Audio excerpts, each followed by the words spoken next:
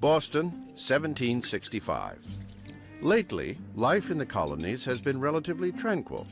Certainly it has for Thomas Hutchinson. A fifth-generation Bostonian, Hutchinson has enjoyed good fortune and political success. The king has appointed him Chief Justice and Lieutenant Governor of Massachusetts.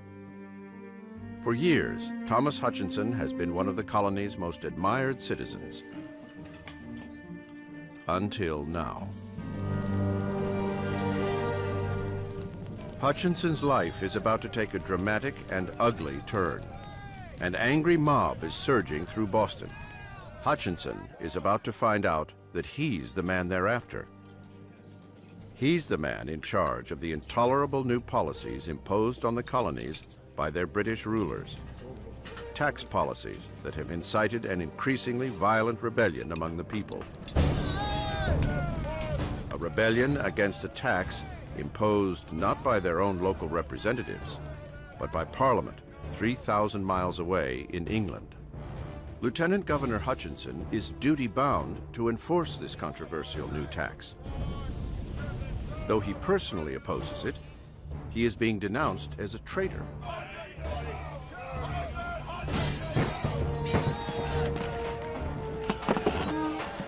Massachusetts has never seen a mob as violent as this.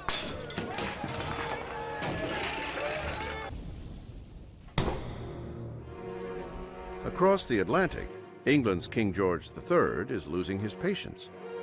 His colonies are acting like petulant children. These are his subjects, Englishmen, born in America, but Englishmen just the same. He is their ruler, and it's because of them that his empire is going broke. A decade ago, he sent British troops across the ocean to defend the colonies against French settlers and their Indian allies. The war went on for 7 years, and it cost England £60 million. Money it now desperately needs. England dispatches 2 military regiments to Massachusetts from New York to keep order, adding fuel to the fire. In 1768, 4 more regiments sailed from England on a collision course with America. Boston, 1770. 1,000 British troops occupy this city of 15,000. It is a volatile brew.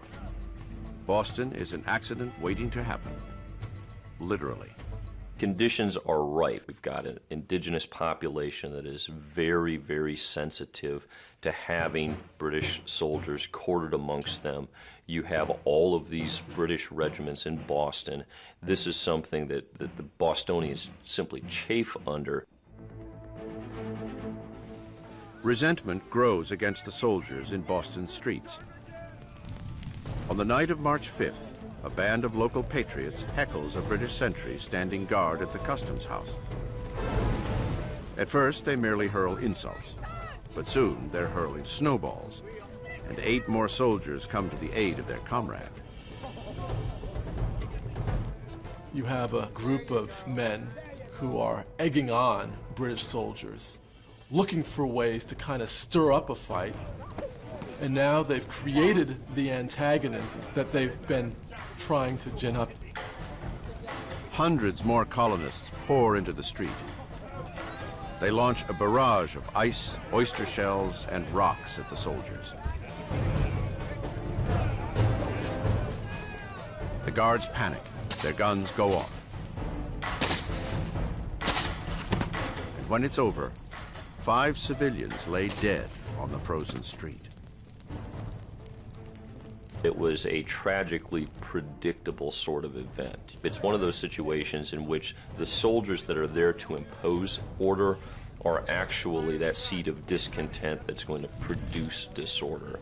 Within hours of the deadly shootings, the Patriot spin machine roars into high gear. A tragic accident is recast as a murderous crime against the colonial people in what becomes known as the Boston Massacre.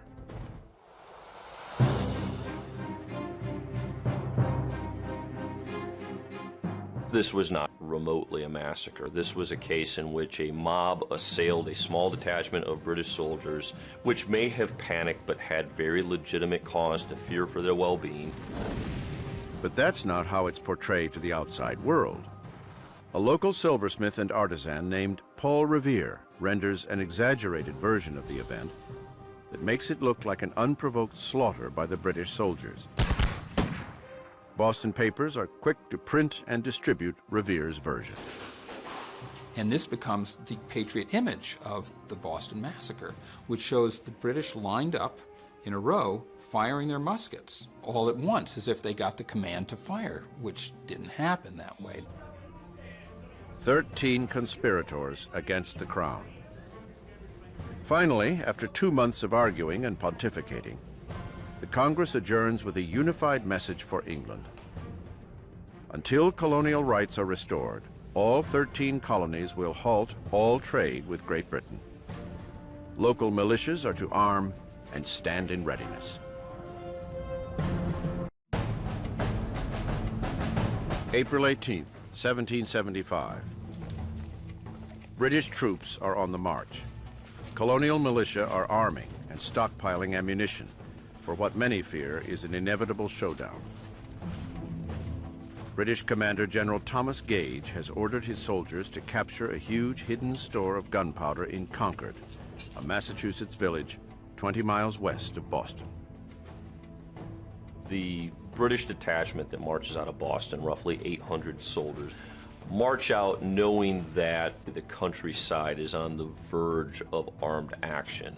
Once Gage sends that mission out, he really has set into motion a chain of events that is beyond his ability to control.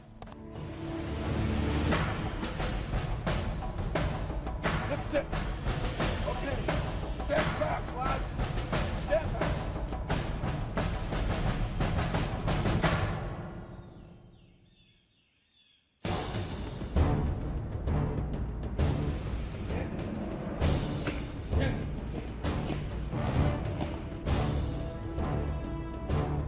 Take care. Halt. Right. Face.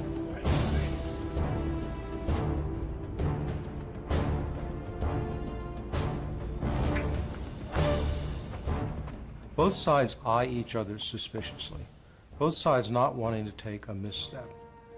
All of a sudden, a single shot is fired. Nobody knows who fired the shot. After the war and investigations, nobody ever found out. As soon as that shot was fired, both sides commenced firing at will, and the American Revolution was on. Concrete. Fire! Fire! Ready! Quickly! Quickly! Treason! Fire!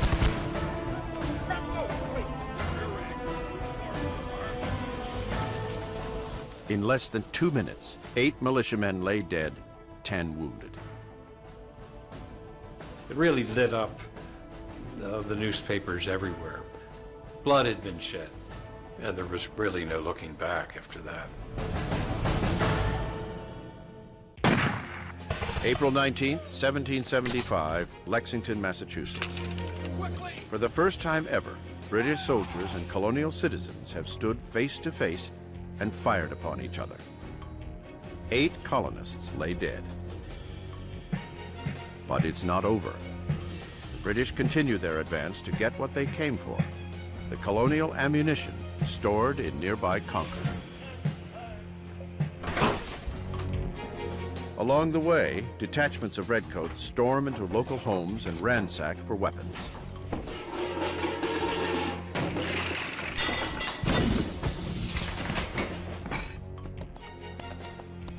The word spreads, and militia from all over the area rush toward Concord to head off the British. This time, it's the Americans who are coming.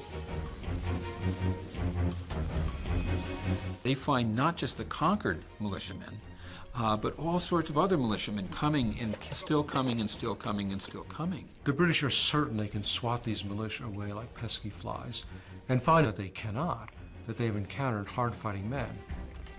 The British are badly outnumbered. They are forced to retreat. 16 miles separate them from the safety of Boston. 16 miles on foot. They are sitting ducks for armed and angry colonials. It is a trauma they won't soon forget. All the hills on either side of us were covered with rebels, so that they kept the road always lined and a very hot fire on us, without intermission. Henry de Bernier, British soldier.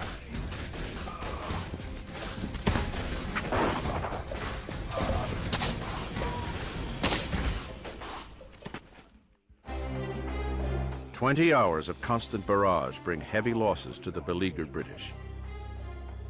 73 dead, 174 wounded, and 26 missing.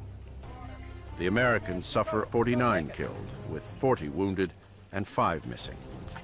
By the time British soldiers get back to Boston, the colonials have the city surrounded, with militia from neighboring colonies on their way. Gage and his troops are trapped, with their backs to the sea. The rebels have added insult to outrage. They have possessed the roads and other communications by which the town of Boston was supplied with provisions, and with a preposterous parade of military arrangement they have affected to hold the army besieged.